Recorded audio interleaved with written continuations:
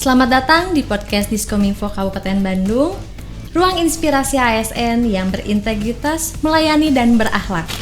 Hari ini kita akan berbincang tentang penerapan nilai-nilai berakhlak di lingkungan Diskominfo Kabupaten Bandung. Sudah bersama kita Kepala Diskominfo Kabupaten Bandung, Bapak Teguh Purwayadi. Selamat datang, gimana hari ini Bapak kabarnya? Terima kasih, Alhamdulillah. Baik, Pak. Kita tahu Kementerian Pan-RB itu sudah menetapkan core value ASN yaitu berakhlak. Bisa dijelaskan mengapa nilai ini penting bagi ASN Diskominfo? Oke, terima kasih. Pada kesempatan ini mungkin momentum kami di Dinas Komunikasi Informatika Persandian berkaitan dengan berakhlak, tentu ada hal berkaitan dengan moral, ada berkaitan juga dengan etika dan profesionalitas ASN itu sendiri.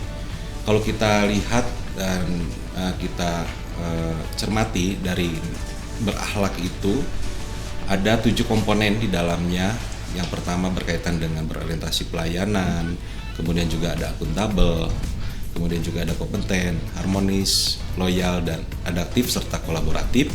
Tentu nilai-nilai inilah yang memang harus menggambarkan Diskominfo menjadi yang terbaik.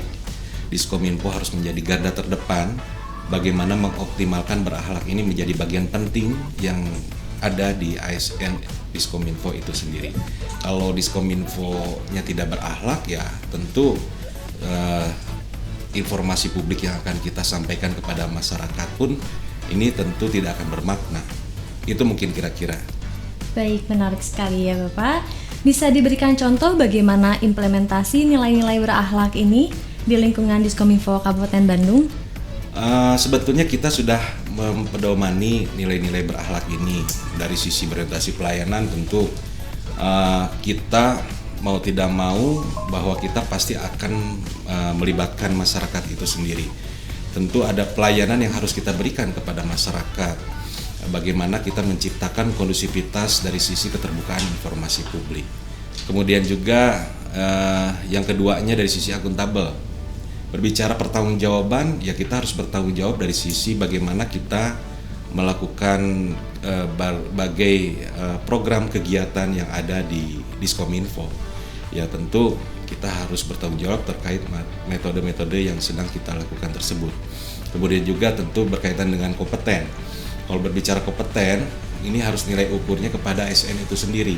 ASN harus memiliki nilai jual, memiliki nilai yang berkompeten terhadap diri dari ASN itu sendiri. Dia harus mengetahui tugas pokok dan fungsinya. Dia harus memiliki integritas yang kuat dalam melakukan tugasnya kesehariannya. Berbicara harmonis, kita bangun sinergitas dengan kerjasama lintas bidang agar semua bergerak dalam satu arah.